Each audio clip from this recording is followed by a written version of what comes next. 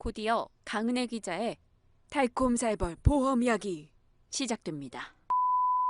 안녕하세요 여러분, 경제금융부 강은혜 기자입니다.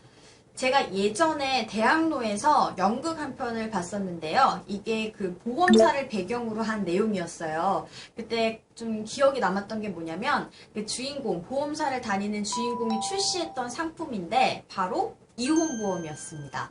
그래서 좀 보험을 타내려고 미장 결혼을 했다가 이혼을 하는 그런 에피소드를 담았던 건데요. 그때 보면서 와 진짜 연극적인 정말 창의적인 그런 재밌는 발상이다 이런 생각을 했었는데 좀 돌이켜보니까 사실 우리 현실과 그리 동떨어지지 않은 그런 내용인 것 같다는 생각이 들더라고요. 왜냐면 실제로도 우리 보험금을 타내려고 배우자를 살해하는 그런 보험 사기도 실제로 발생하고 있고요. 또 요즘에 이혼율이 워낙 높아지다 보니까 부부형 보험을 가입했다가 보험금을 받지 못해서 벌어지는 그런 분쟁도 계속해서 늘어나고 있다고 합니다. 여기서 잠깐, 만약에 부부형 보험에 가입을 했다가 이혼을 했을 경우 어떻게 해야 될까요? 일단은 그 보험사에 그 사실을 알려야 됩니다. 보험사에 사실을 알리고 일단 그 해당 특약을 해지하고 개인용으로, 부부형에서 개인용으로 전환을 해야 합니다. 그런데 만약에 그대로 계약을 유지하고 싶다 그럴 경우에는 보험사의 승인을 받아서 종피보험자의 자격을 그대로 유지하도록 계약을 변경해야 합니다. 제가 왜 처음부터 이혼보험을 얘기했냐면요. 오늘 좀 이색적인 보험에 대해서 이야기를 하려고 하거든요.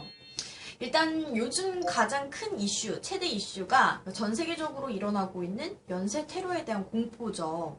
지난해 우리나라의 그 테러 리스크 지수를 나타내는 그 순위가 있는데 우리나라가 지난해 124위를 기록했다고 합니다. 뭐 핀란드나 폴란드 같은 나라들과 동일한 수준인데요. 그리 높지 않은 안전한 수준이라고 합니다. 그런데 우리나라가 이 OECD 국가 중에서는 그나마 안전한 편이긴 한데 그래도 이 테러라는 건 안전지대가 사실상 없다고 봐야 하잖아요. 그래서 최근에 우리나라에서도 이 테러 보험을 도입해야 된다 이런 주장들이 제기되고 있습니다.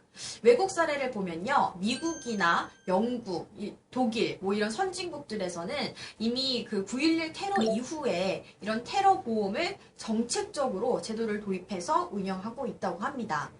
뭐 한 단계 더 나아가서요. 호주나 뭐 스페인, 이스라엘, 프랑스 이런 국가들은 아예 의무 가입처럼 해서 테러 보험을 운영하고 있다고 합니다.